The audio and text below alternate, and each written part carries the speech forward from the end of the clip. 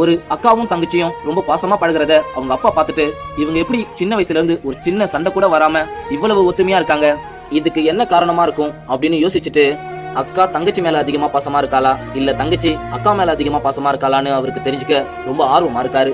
ஒரு நாள் அவர் வேலையை முடிச்சிட்டு வீட்டுக்கு வர்றப்ப கையில ஒரு ட்ரெஸ்ஸை வாங்கிக்கிட்டு வராரு. அந்த ட்ரெஸ் எடுத்துட்டு போயிட்டு தன்னுடைய முதல் பொண்ணு தனியா இருக்கும் பொழுது, இந்தாமா அப்பா உனக்காக நான் ட்ரெஸ் வாங்கிக்கிட்டு வந்திருக்கேன் அப்படின்னு சொல்றாரு.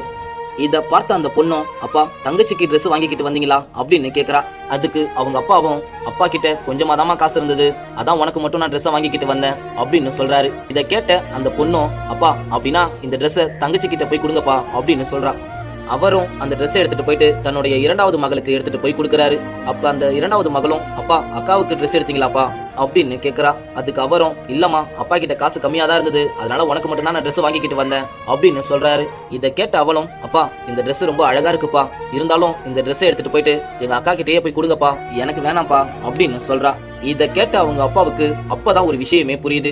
இவங்க ரெண்டு பேருக்குள்ள ஒருத்தவங்களுக்கு ஒருத்தவங்க விட்டு கொடுத்து போற அந்த பழக்கத்தினாலதான் இவங்க இத்தனை வருஷமா ஒரு சின்ன சண்டை கூட வராம இருக்கிறதுக்கு காரணமாவே இருக்குன்னு அவரு ஒரு வழியா புரிஞ்சுக்கிறாரு.